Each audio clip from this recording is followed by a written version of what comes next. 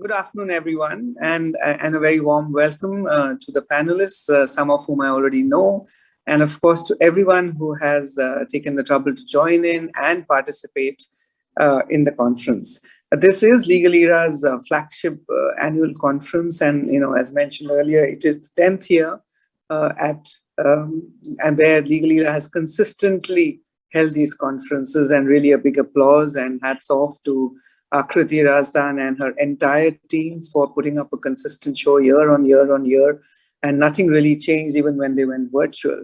It's a great, a platform where senior lawyers, rather the junior lawyers, get an opportunity, whether it's in-house or external, to really come and interact with the senior people and senior lawyers in the fraternity. And it's one of those conferences that integrates legal as well as business, and kind of focuses on partnering economic growth.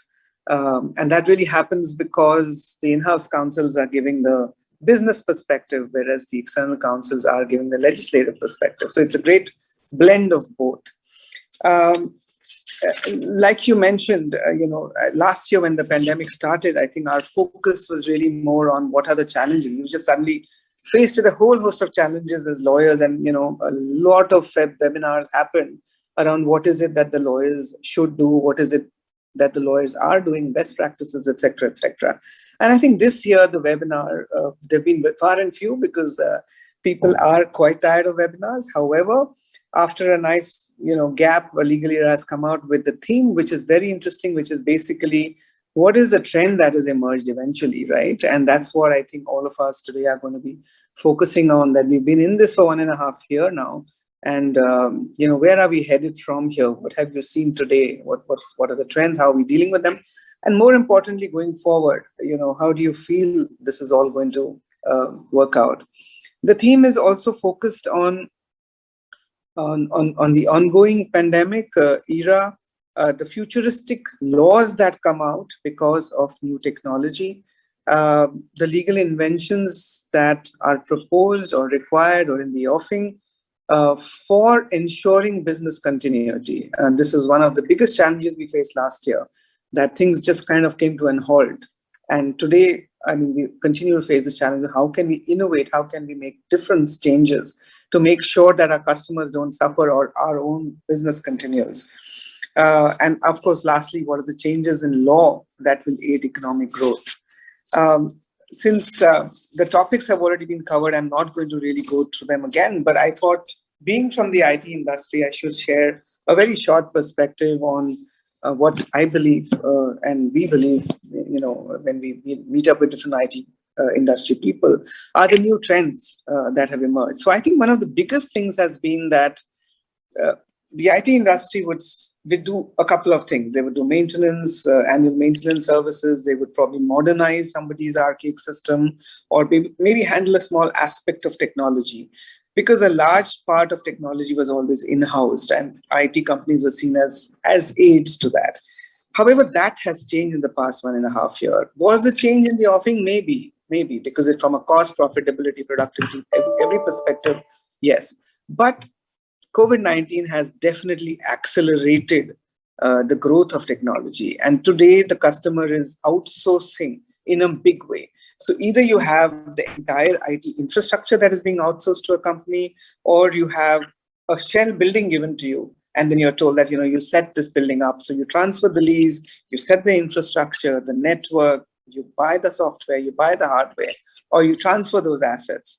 And with that comes, after that follows the maintenance, right? So it's a massive shift, because these kind of large deals come with a whole host of complications, because you're then dealing with not just one contract, you're dealing with multiple vendor contracts, you're dealing with subcontracting per se, and the various issues that come with that, the chaos over the asset register, all of that has to be dealt with. So you see yourself working more closely with the finance team or with different teams in the company.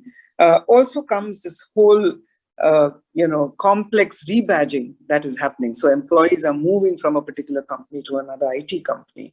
And then there is the works council in a particular country. And this is not in one country. Like, we're talking about multiple countries. We're talking about countries where we've probably never done business before. We probably don't know where to start, which lawyer or law firm should we approach.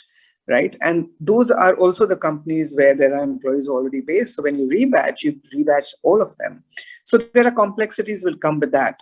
And today what we have done to handle all of this, because there are only that much that a company can engage. We have about 100 plus lawyers in Infosys. I can't see that becoming a 200, 300 sort of a large law firm base. 100, 120 lawyers, how are you supposed to do so many deals and such complex deals?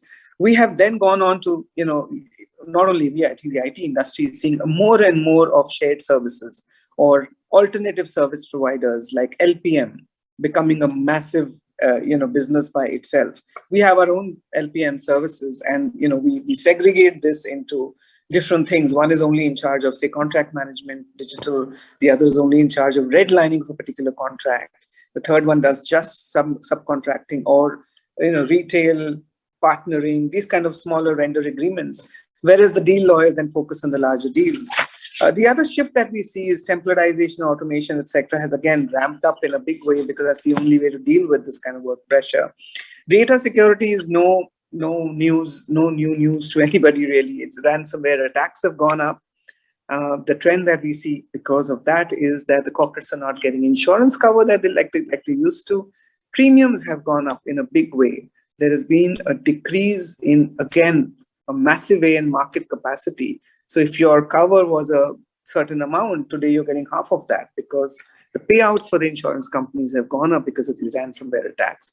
So there is a lot that has changed. There is a lot of thinking the lawmakers need to do, a lot of new laws that need to come out. I think the world has changed, right? The mindsets of people have changed, of companies have changed, priorities have changed. And it's amazing how we've all blended into this new world,